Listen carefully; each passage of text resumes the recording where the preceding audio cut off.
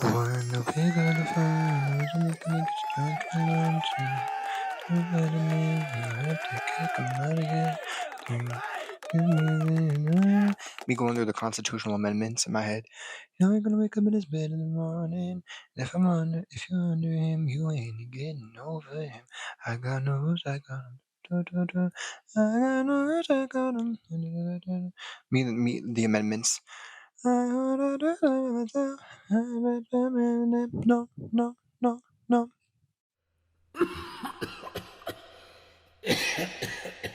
How could I have known that the microphone quality was going to be this bad when I purchased them?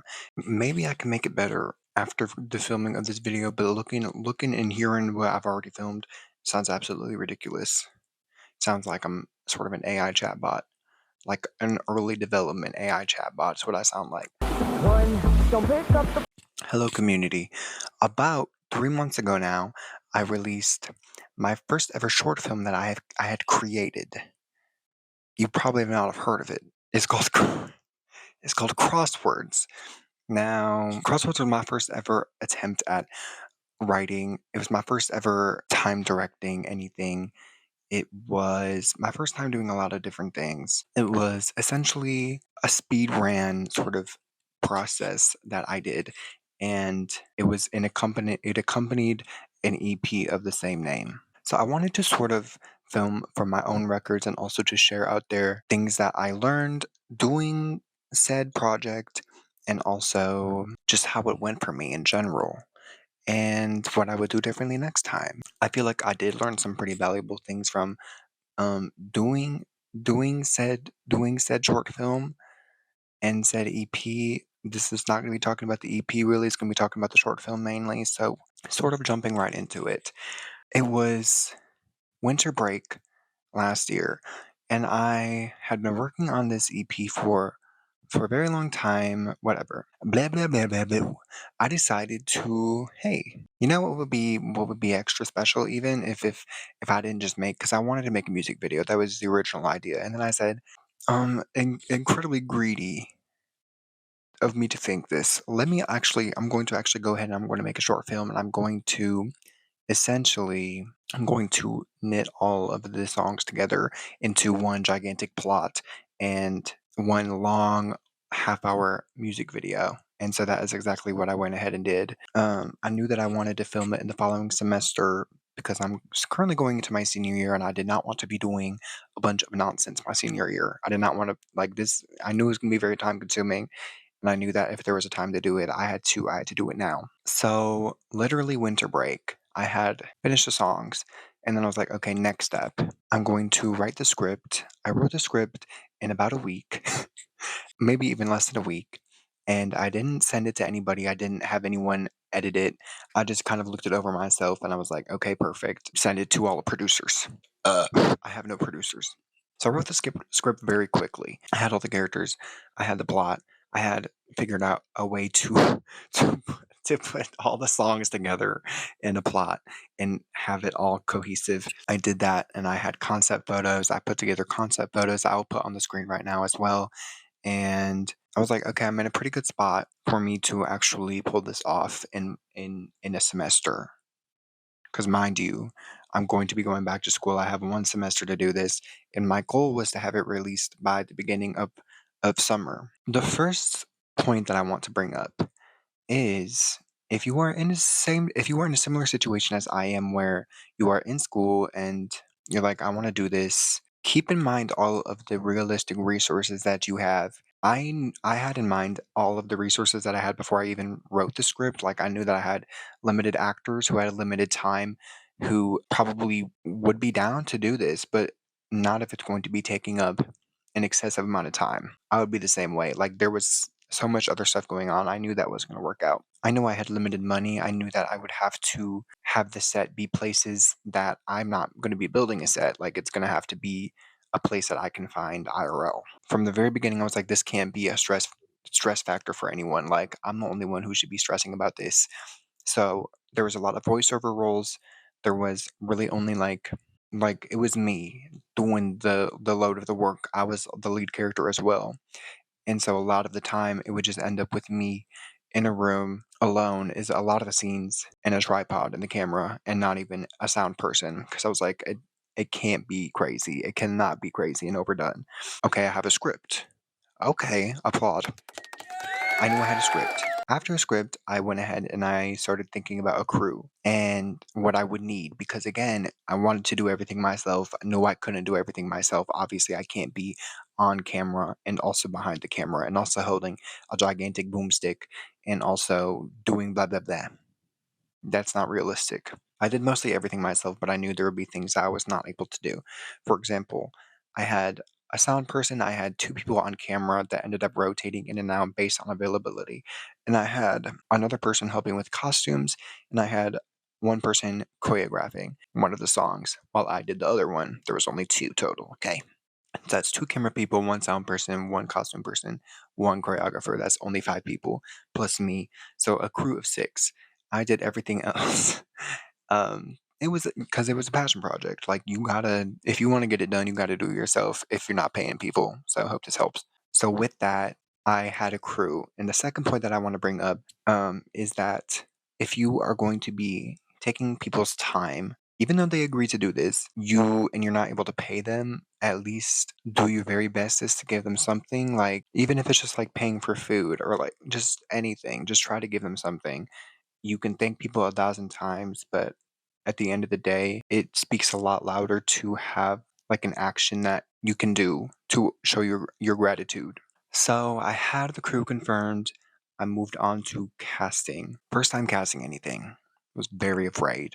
Wasn't that afraid because I another thing. I knew my casting pool. It was literally all my friends. So I had four roles casted already, including myself and two dancers, and then my friend Afton, who played the sort of motherly figure who like I just had Afton in mind halfway through writing the actual script. I was like, this must be Afton, and luckily they were on board. Shout out to my own Afton. So, but with that, I had many other, at least one more supporting role, and a lot of again extra roles that won't be very time consuming. And this is again where the time commitment comes in because I had people if they wanted to submit for security guard number two, I was like, okay, just go ahead and send me your headshot. If they were auditioning for a voiceover role, I was like, okay, just send me like, or just even do it in person, like a quick voice for an old woman or a robot or whatever it was going to be, right? The only real submission I had was for the main supporting character who is the love interest. And because I was like, I don't know. This was honestly the only one that was like, I have no idea who this will be. So I'm like, I need to see people actually read for it. So then I made the side and I just sent it out and had some good submissions and casted it. And after casting and reviewing all the auditions, which was very comedic also to see my friends, because again, all of them are just my friends basically. And they're just submitting like the most outrageous things. And then after I had everything casted, I moved into fundraising, which I feel like a lot of people would opt to do fundraising beforehand, which I would completely understand.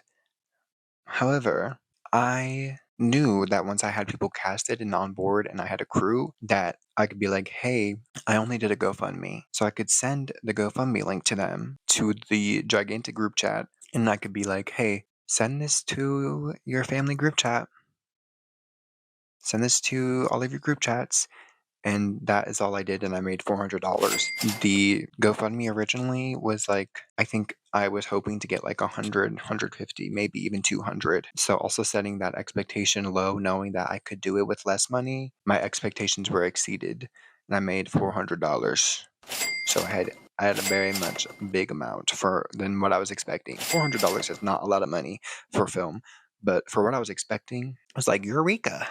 I'm actually rolling in the dough. So I was seeing money signs. I was seeing money signs and I got trigger happy. And all this while I'm tracking things that we will need to purchase, such as like location costs and props and costumes, all of everything possible. I had extra that was for food and stuff. So I'd already been doing a lot of paperwork through this whole process. That is another thing that I probably won't bring up enough, but I was doing a lot of Google Doc writing. Okay, me and Google Docs got very, very, very, very close. So So after the fundraising little bit, I had the GoFundMe launched. It took a couple weeks for that to fill up, but in the meantime, I got into production. I hosted a read through in the small college apartment, very small living room. Probably was the most people that have ever been in that living room at one time. And it also was the only point that we all were going to be together as a cast and crew. So I gave a very detailed designer slash director presentation. I showed the concept photos that I had made. I explained more of the EP. I explained more of the lore of the story, like a synopsis, because I'm also very mysterious. Like I like to keep, if I'm working on something, I like to keep it to myself. Up to this point, I had not been like sharing much of what I also showed a choreo rehearsal because also up to that after that point, I'd already been rehearsing choreo with dancers, probably a couple weeks in advance of that. So we already had a good choreo ready to show. The main idea was just to get people hype and like get them more on board with what I'm planning here. Because I the whole time I was like, I feel like I'm asking for a lot. So I just want to get people hype at the very least and get people excited about being part of this. Also on that day with everyone there, I told them to come with their calendars ready and I scheduled all of the shoots that day. And beforehand I had the Google Doc. A Google Doc with pretty much all the days laid out, but not with specific dates yet. So it'd be like, this day we're going to film this and this in the morning, this in the afternoon, but we don't have a day yet for this. So what time are all the people who need to be there available? Let me know. And so it ended up actually working pretty well considering how crazy everyone's schedules were. We only had to postpone, I think, one shoot because of weather, maybe one or two, but like otherwise, it all worked out very well. So during this early stage of production, I also ordered any equipment that I still needed. I already had softbox lights, an actual microphone, a camera, aka my very prehistoric iPhone 13 at the time. If you watch the short film, you can tell, and the Blackmagic camera app, which is really a lifesaver. That's my biggest life hack. Blackmagic camera. It will make the difference. I now have a 16 Pro. So looking back, if I had waited to do it this year, it wouldn't have been a terrible thing. Cause now I can shoot in RAW, and I can shoot. I can do so much more with this camera. That's not even true. I have a 17 Pro, so it kind of makes it even worse. Alas, it's the first time for everything, you know. It's something that had to be done. It's something that had to be done. And it's a student film. I mean, you gotta deal with these things, so it was okay. But I did order a tripod. I ordered a boom mic pole, and I got very DIY with the microphone because the boom mic pole was not meant for the microphone. I was using a microphone that I used to like record music and stuff, so it was a very questionable setup. However, it worked for the uses that we needed it for. And then I also ordered a basic camera rig and one single color changing light bulb. Not a light bulb. Fuck.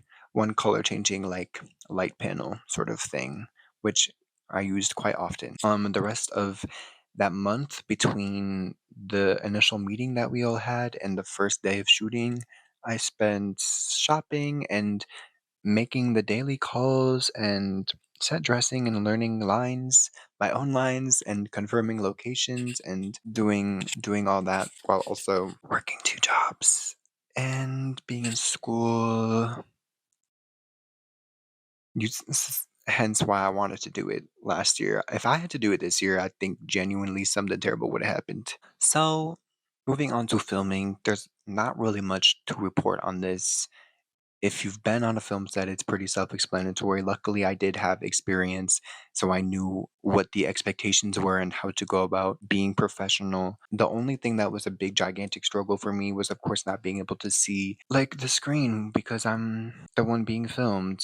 So there's a lot of like recording and then watching it back and giving notes and adjustments based on that. And I also wasn't able as much as I would have liked to. It was hard to give like actual character notes in the future when I don't have to worry about 400 things and I can actually be like sitting down with the cast and like actually talking to them about their character. Like that would be ideal. But didn't really have any ability to do that, but that's fine. Some days were extremely easy, some days were longer, full days that we had spent. All of them were very fun. I was curious to see how I was as a director because you never really know until you are doing the thing. I was happy to hear that people were having fun. Like, because at the end of the day, what do you think I'm gonna go there and be like run it like a boot camp if I'm not even paying people? We also got done every single day on time, except for one day, which my takeaway from that is that when I was scheduling stuff, I was like, okay, realistically, we'll only need till like 4:30 here. So let me actually end it at 5:30. Like, if you are scheduling, just give yourself the extra hour because people would much rather be done early than be done late. Like, you know that if you're done late, you're gonna be like, fuck. I'm done late. I'm actually raging. I'm very mad that I'm done late. Whereas like if you're done early, it's literally the exact opposite. It's like, yes, yes, yes. Like I have time to go do stuff now. So people would always much rather be done early. So if you just take the extra hour and schedule that, it literally doesn't hurt anybody. So after actually filming it, went into post production.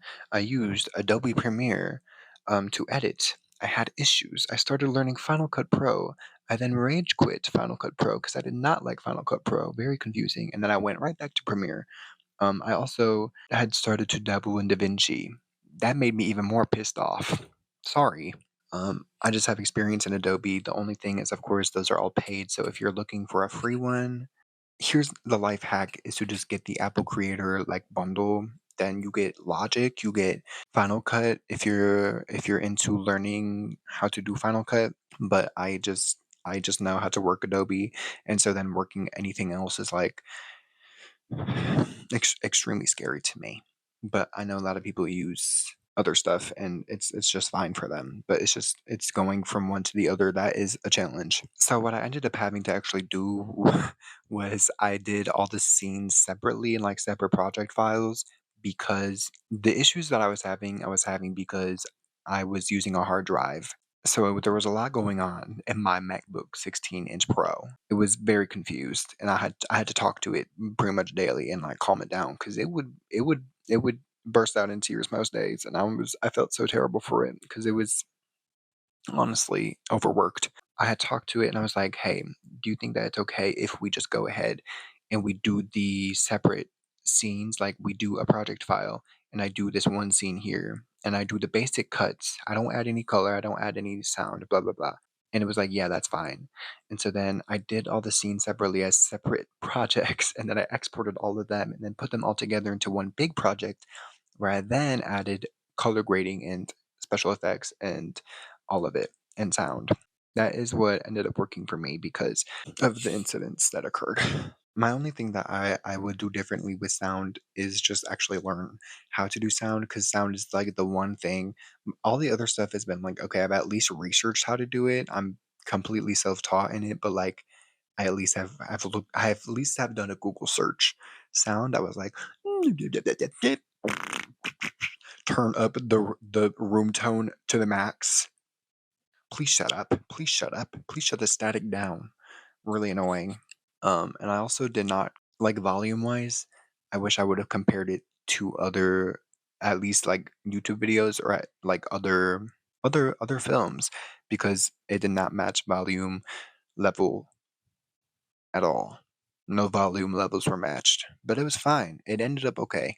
So, with that, eventually I had a 34, I think 30 something ish minute film, including credits and all of that. And I was very happy with it. And I'm still very, very happy with it, very proud. Like, given knowing what resources I had and knowing I did most of it myself, like, I'm very proud of how it turned out, of course. There was still work to be done. There was still work that had to be done. So I get on Instagram. I get on my main story and I start posting. No, I didn't. I did go into more release stuff though. I sort of had begun assembling social media content, lots of vertical videos and posts. I made some additional videos for the rollout. Like one I played with the idea. The whole thing was just like putting all of my skills together and one of them that I had neglected was like poetry. in writing, so I utilized that in the pre-release. I found a way to sneak that in into one of the videos I made, so that was pretty fun. But I made some additional videos like that one, and then I posted the release date, posted the thing, and got drunk, and ate butter chicken alone, and watched it on my TV with my good friends on FaceTime who were in the film, and it was extremely nerve-wracking, extremely nerve-wracking. Even though I had watched the film, obviously many times, I'd watched it back, but, like, I don't know, I couldn't even tell you. I don't know if it's because I was on FaceTime with them or if it was knowing that other people are going to see it, or knowing, like, just seeing it on a bigger screen. Because then I did watch it on my TV and I was like, "Fuck, I should have fixed that because I'm so lazy. I'm so lazy. So lazy." So there was some points where I was like, "I can see the big black square that you put there, fucking bastard. I see the big giant editing splotch right there. It's not pretty right there, but I don't think anyone else sees it." So, and then I would survey my friends and be like, "Hey, can you see anything wrong in this clip?" And they're like, "No." Phew.